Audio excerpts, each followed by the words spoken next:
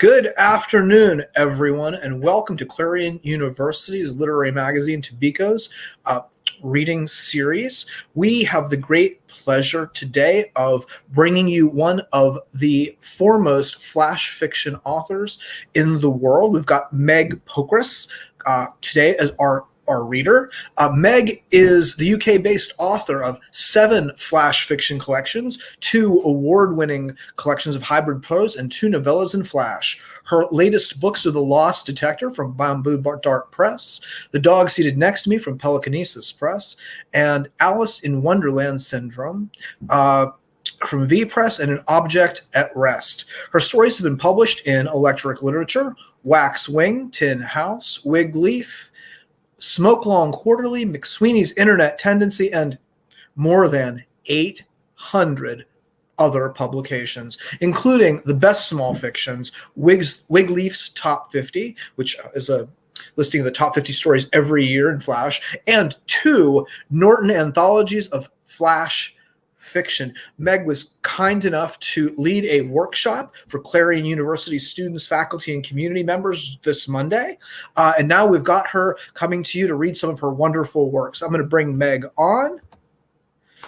Good afternoon. Well, good evening to you. Yes. Hi, nice to meet you. Nice to see you as well.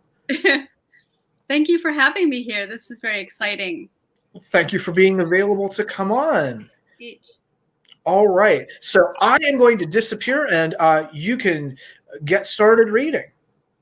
Okay. I'm going to read a couple brand new stories. Like 2 came out this week. Cool. And then 1 is coming out next month from Washington Square Review. Oh, awesome. Love that journal. Yeah. So I'm going to read those. I've never read them before aloud. And then I'll read a couple pieces from my my new novella in Flash. I hope you see this. The Loss Detector. So okay. So the first story is called Bob is Gone, a garden gnome mystery story, and it was published this week in New Flash Fiction Review. Bob is Gone, a garden gnome mystery story. Bob evaporated from her life on a Sunday morning.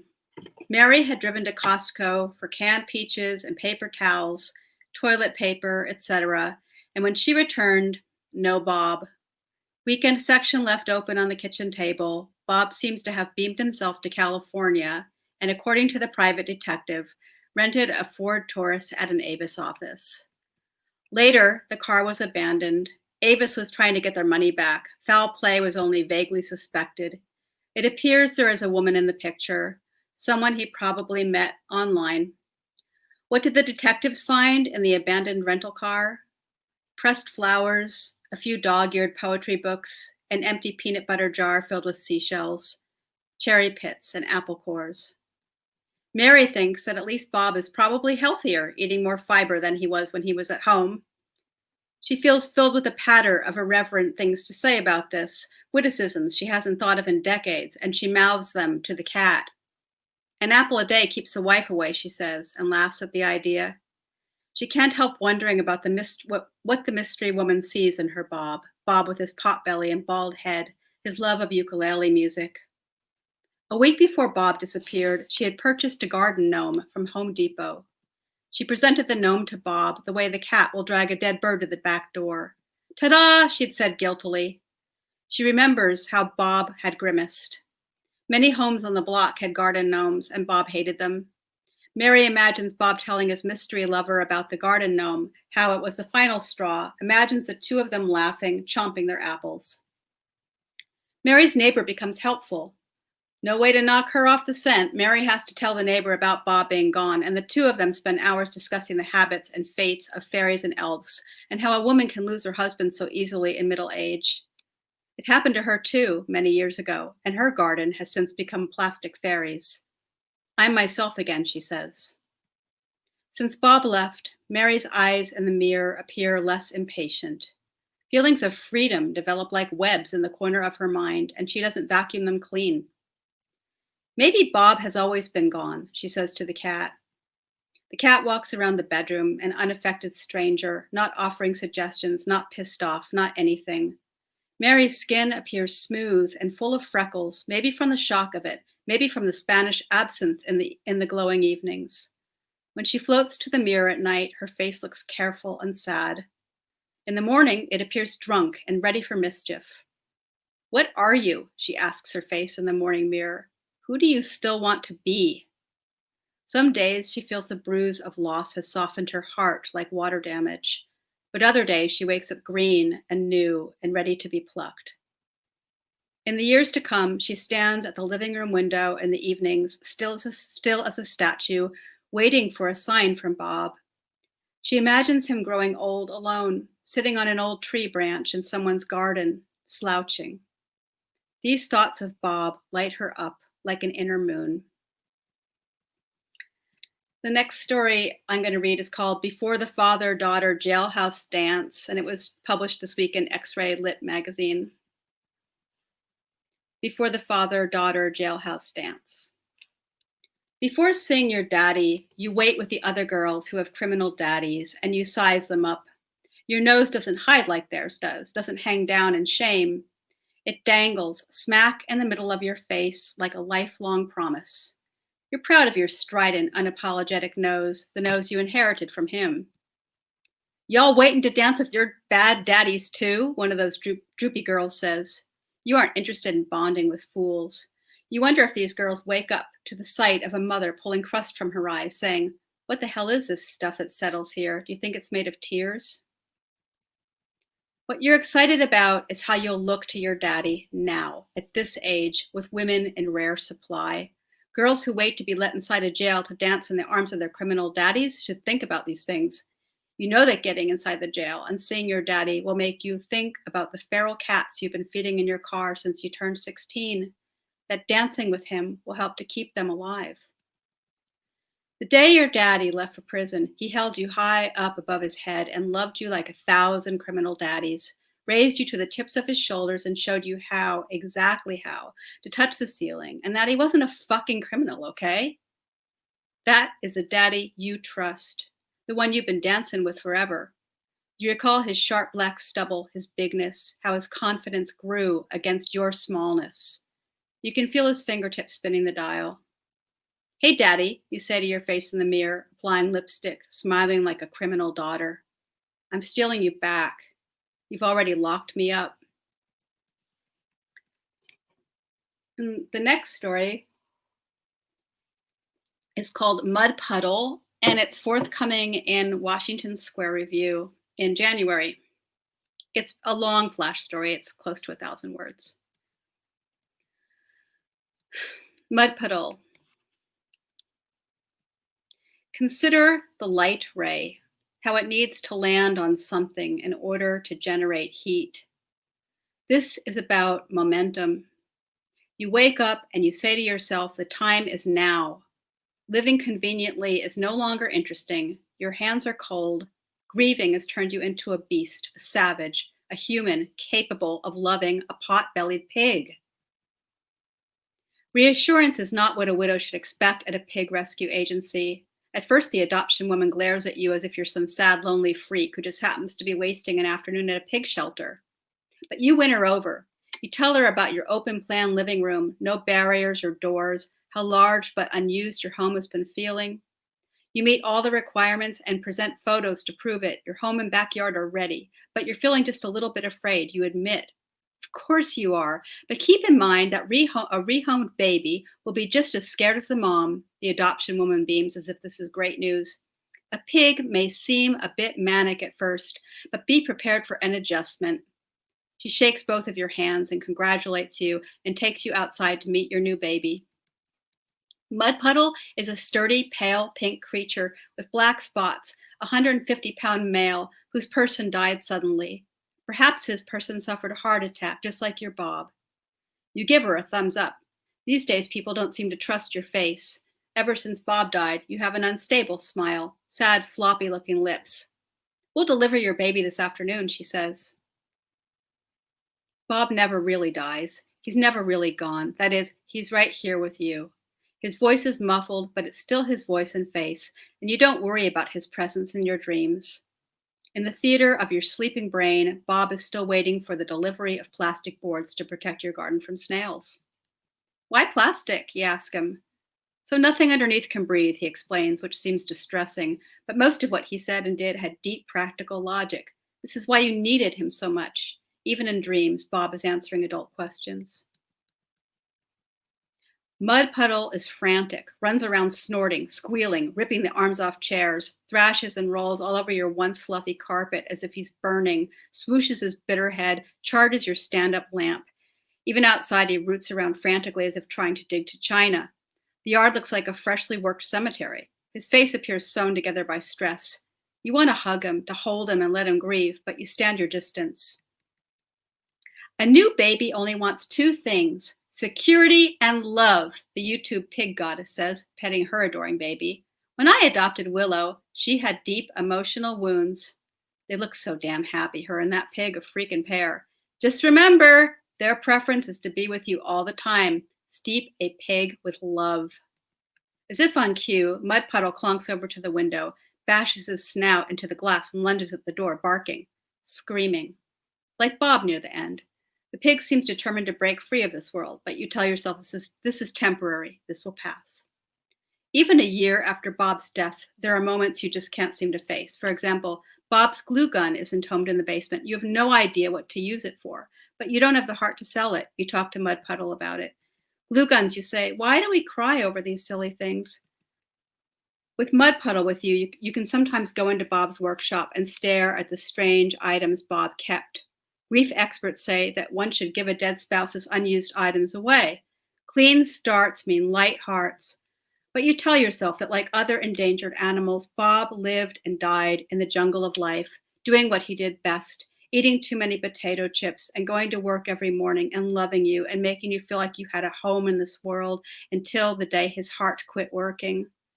Let's take a break, Mud Puddle, you say. He snorts softly. He started to remind you of Bob before he had his coffee in the morning. Sometimes near the end of Bob's life on planet Earth, you'd leave the house, not say anything to Bob about where you were going, and wander the aisles of Home Depot, blankly imagining the holidays sneaking up like prison bars. You and Bob dreaded the holidays because you'd never started a family, and even then, you didn't much like being at home. In the aisles of Home Depot, you would crane your head around to see if anyone noticed how slow you were moving your cart. You needed a pig baby even then, you reckon. Bob's eyes had become milky and untrustworthy since his first small heart attack. He hated the doctors and refused to go in for follow-ups, would disobey if you tried to push it, so you tried not to dwell. He was the most stubborn human you had ever known. Living with Mud Puddle is easier. It's getting wintry, so you wear thick sweatshirts and take long, hot baths. You order Mud Puddle a large fleece bed for his corner of the living room, hoping he won't dismember it. Your hands are always cold. Bob used to warm them up. You know that your hands will always be cold. Bob would have been messing with the heat, knocking on the bathroom door to make sure you were warm enough in the tub, worried that you were angry at him for not going to the doctor. Sugar, you still alive in there? He'd call. A ray of light would be shining in through the bathroom window. In the tub, you'd be listening to your heartbeat, trying to soak him up. So now I'm going to read some chapters from my new novella-in-flash, The Loss Detector. So novella-in-flash is basically just a longer treatment with flash fiction. It's like writing flash chapters that are individual stories and linking them together. And this is the second one that I've written, and I've really enjoyed the process. And this one's about a small fractured family of three kids and a mom and a dog. And I'll just launch right in and read some of the chapters from The Loss Detector. So the family, well, actually, I'm not going to give away too much. I'll just launch into the reading. Dad's ears. Dad's ears looked kind, gentle, small. He didn't like them, so they emasculated him. Mom said he was right. He has moon-shaped ears, she said, but please don't ever repeat this. He can't laugh about them. Nothing about Dad seemed to work the way it should. With such small ears, how did he hear everything we said in private? When me and Josh whispered about running away, he'd say a day or two later, "How about you kids go study the intelligence of pigeons? Pigeons try to fly, but they really can't. That's why you see them squashed in the road." I wanted to name myself after a movie star, someone mighty and good, someone everyone liked. I thought about it and then asked Josh. As usual, he was nibbling on a carrot, pretending to be a rabbit. I like Meryl Streep, I said. That's just about right, he said. Ma kept saying she was gaining weight. Look at these bingo wings, kid, she'd say. But I loved Ma the way she was. That was the year I loved her too much. She wants to be sexy, Josh said. Maybe she's tired of being a mother. She was a mystery to us in many ways, but she had large ears, ears you could trust. For the next few months, until the three of us left Dad in the middle of the night, my brother called me Streep.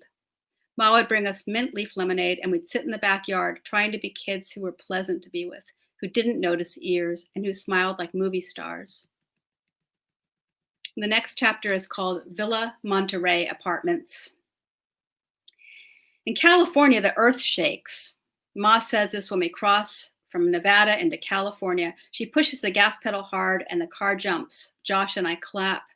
Today, Ma's meeting with a real estate company, so we get to stay at Tessa's Hollywood apartment with a pool. Tessa's 12 years older than me and 9 years older than Josh. She has a bronzed face, streaked hair. Her boyfriend, West, smiles at me. Dark muscles, swimming shorts, Popeye shoulders stretched out against her avocado shag rug. He just landed a part in a TV show. Josh bounces off the walls. Tessa makes sure he hangs out by the pool all day. Can you step on my back right here, Nikki? West asks. Dad always seemed so old and hurt. I hurt Dad by being so little and clumsy. Once he taught me a lesson, and I never bothered him again. West doesn't know how bad Josh and me are yet. Tessa won't even talk about Dad. Josh says, pretend we never knew him. She's not to get hurt, Tessa barks, 100 years crawling into her voice. She's not a baby, Josh tells her, blowing air, making horse lips. Stepping on West's back feels soft, hard, squishy all at once, maybe like an earthquake. You win, Tessa says. You three fucking win. Tessa acts a lot older than when she left Pennsylvania to study acting in Los Angeles. She walks out swishing a bright red towel behind her. Feet can't hurt anyone, Josh says. In the pool, Tessa and West don't talk, just touch each other's faces, bobbing up and down like otters in the deep end. Josh floats around the edges on a raft. We could be in a movie. 7 short palm trees stand in a line behind the pool deck, waiting for autographs. Ma told me smog is invisible once you're in it. Everything sparkles in California. The vacancy sign on the apartment building, West's frog goggles, the 2 lines of pool water slipping from Josh's red eyes. The next chapter is called We Could Have Landed Anywhere. Ma drives to Goodwill and finds herself 2 bright dresses. We're starting all over. She's going to sell houses in California like she did before. We have to have our car shampooed and blow-dried. She'll be driving nice, rich strangers around to see properties. So many bugs juice themselves to death on the car. It's like weird brown pie crust around the windows. Ma pours herself a glass of wine and kicks off her shoes. Bug suicide, Josh says. We eat burritos. Ma sleeps in the kitchen nook. Me and Josh get 2 squashed bedrooms upstairs. When the Santa Ana winds come up at night, we run outside in our t-shirts, hypnotized by the feeling of bare feet on warm stone. The stones are green and eggshell white and see-through lines through them like highways. Ma says this means there's crystal inside. Josh dances wildly and he swings a butterfly net.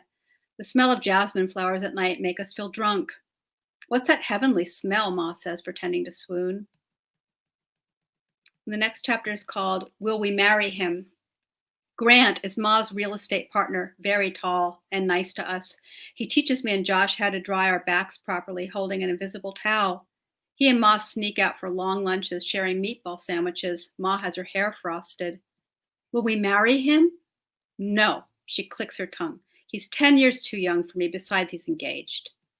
Grant lets me feel his face when he gives me a piggyback ride.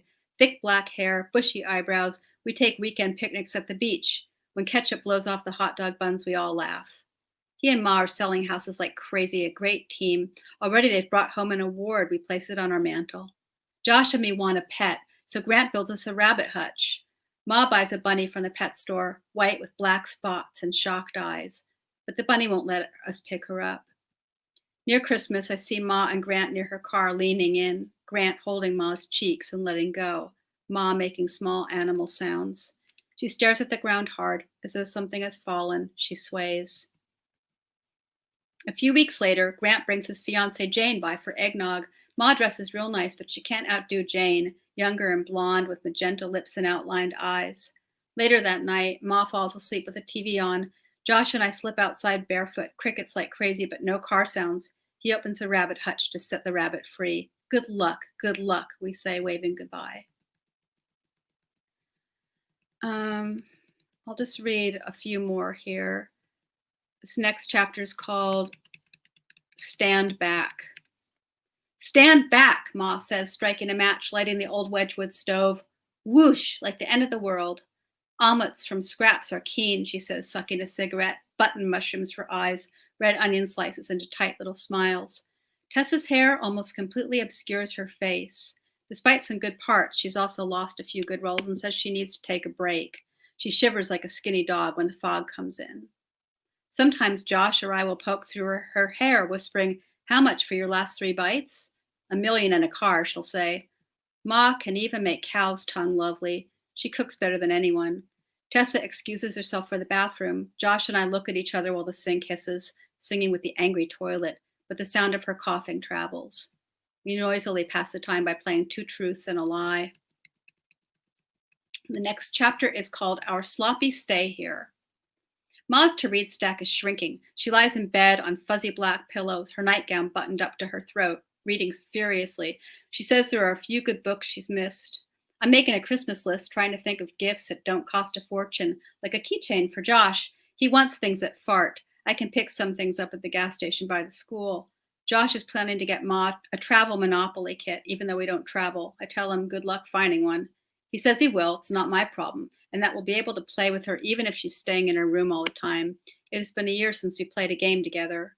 He's looking for the limited edition. I wonder what it would be like to live on a different planet and just come back to Earth occasionally for a week or so I could stop worrying about Ma's drinking. She says our planet will go up in a blaze. Earth is losing its long, shitty game of marriage to humans. Hey, we've really loved our sloppy stay here, she says. So just 2 more chapters. This next one's called The Bug Man. One morning, reading the paper in the kitchen, Ma yells, "Shit! Now what?" I wonder. Ants in the kitchen? Dog crap near the sink? Look at this obit. I wondered where he'd been. Ma always said we were lucky people because the bug man came over to our house for free, squirted insecticide in places nobody has ever seen. He has a large termite sculpture on his truck. Ma's real estate company gives him lots of business, and he smiles at me. At Christmas, he surrounds Ma with his long arms, a hug of appreciation. Our secret hope is that somehow the bug man will take us to a place with plush carpets and no bugs. Cancer, like his father who started the business, she says. I hate that word cancer.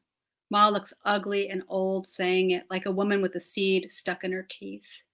Josh runs outside, and I hear the clatter of his skateboard. She asked me to clip out his obit as though he'd belonged to us. The look of combinations. The curvy cool girls eat lunch in a flock. The skinny sports girls perform cartwheels and flips. When Lila and I walk home from school, I confess that I'm in love with Peter. Peter Doyle? Yep. Peter looks like he belongs to the beach, like moonstones or fan shells. I ride my bike past his house, and a shiver wraps around my hips. At least I think he's nice, I say to Lila, tying my hair into a fountain knot on the top of my head. She laughs, slaps her skinny tan knees at the thought that I like cute boys and expect them to like me back. In my school notebook, I write Peter Doyle's name in cursive, let it fly around my own name, testing the look of combinations. At home, I collect photos of swallowtails and other exotic butterflies, especially from Africa. I imagine the lanky arms of Peter Doyle, his elbows flapping toward my house. One day he'll land on me. So I think that's it. I'll stop here. Thank you so much, Meg, for that wonderful reading. I really enjoyed those stories. Thank you. I know you'd mentioned during our workshop that you had been a working actor in, I believe, in California. Yeah. Well, I went to an acting conservatory. I studied acting from age 8 to 26, basically. But my big sister really was a TV actress. Yeah, so that was pretty cool. She was my hero. I wanted to be just like her. And so she taught me everything I knew in the beginning, and then I went to a conservatory. No, well, your sister. I messaged you about this. My daughter and I were watching an old episode of the Rockford Files, and we Oh, were that's right. You did message me. blown away by this actor. She was so charismatic, She and really I was was. Yeah. I wonder. So let's find out who this person was, and we'll see if they were in anything else. And I get to the bottom of her entry in Wikipedia. I'm like, she is the sister of fiction. Like, is that real? So that's what I messaged you. No, she was great. Right. Yeah, I grew up with that, man, and it was fantastic. I mean, she was a whole lot, like 14 years older than me. And I mean, it was amazing. Like, I was this little kid being dragged to the set of the Rockford Files and Columbo, and it was amazing. So a lot of this is sort of memoirish. But my sister was successful, and the novella-in-flash Tessa's not as successful. I kind of wondered, yeah. I mean, I love thinking about like the way you were reading and how much the acting training was playing a part.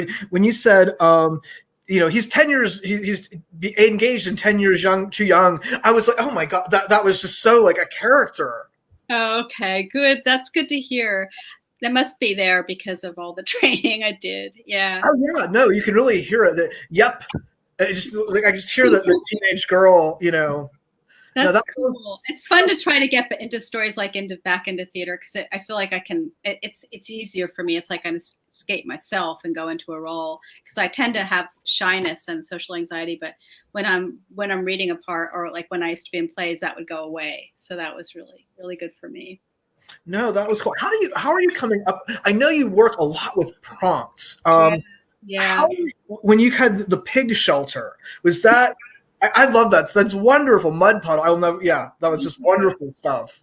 I don't know. I've always had a thing about potbelly pigs, and I was just looking up stuff about them, and I was just like, oh man. And then who would adopt a pig? And then I started thinking about it. But no, I'm always trying to find prompts for myself. If I don't have a prompt, I can't write. So somehow I came up with like strange pet prompts or something like that like it was about 6 months ago. I don't remember how it happened, but all of a sudden I was writing like about who would adopt a potbelly pig, and so that was wonderful. I mean, by the way, speaking of prompts, our own Phil Turman sent me some flash fictions he wrote based on your prompts. So he was like, that's a really, generated some good stuff. Yeah. Cool. No, it's really awesome. I'm working on a piece. I actually don't think it's going to end up being Flash. I think it's like I had a line and I'm like, wait, this is longer than. But it was a really successful generative workshop. That's amazing, because they weren't very long. They were 5-minute time things, and I was reading these random words. Were you guys able to incorporate the words? Phil did completely. I got about 4 of them, and then I was like, okay, wait, this is going a different direction. I need to. That's so cool. I'm really glad. Yeah, no, they tend to work really well when they do. When people like allow themselves to just jump in and get wet, Well, I know you and Kim Chinqui are also. She's also a big prompt. Yeah, I think she goes with 5 words. I tend to go with more like 15 words. I need them all. They really help me get somewhere else. Yeah, we had her on the Writers' Conference for Northern Appalachia last week. So there's been a lot of flash coming in. Very cool. By the way, I love that this story, that first story that you did. The Garden of Mystery. Well, before I say that, I want the thinking of the jail dance. Love that. And you mentioned 100-word stories at the workshop. Right. Courtney Watson, who I went to grad school with, has a wonderful prison story. It's in the best of. I think it's like the. Oh my God, that famous prison story is. You know her. Is she the one that wrote the one that was anthologized in 100-word story? Yes. Yeah, Courtney and I went to grad school together. I love that story. I read that. That is one of the best in the world, honestly. What is it at the end? Is a little prison? The dollhouse, right? Yeah. I remember reading that in workshop. Oh my God, Courtney, this is like one of the best things we've seen all year. It's taught all the time, man. I don't know if she gets told, but it is. I will tell. I don't know that she knows that. But I teach it. I mean, I know a number of teachers who teach it. Yeah. Very cool. And I wanted to say, I love that first story. That playing with that kind of toxicity or lack thereof of relationship residue. Yeah. You know, it's an interesting place to. I like that. It was fun stuff. I just think when life gives you hard stuff, use it. You know, in writing.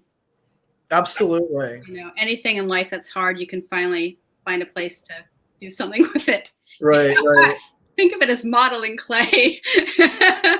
You know. Yeah. Well, thank you so much for coming on today and reading for us. Thank you so much. And you know, I love your work. I mean, I teach your famous micro in many workshops. 4 Hard Facts About Water. It's one of the best, you know, and it's an honor. It's an honor to meet you and to be here. So thanks so much for having me. Thanks. Thank you, Meg. Okay. All right. Well, thanks everybody for tuning in. And next week we've got Jess Weeble from the Watershed Journal, and she's going to be talking a little bit about her new book and a little bit about epistolary short fiction. So thank you everybody for tuning in, and I will see you all back in January. Meg, have a great night. You too. Bye. Bye-bye.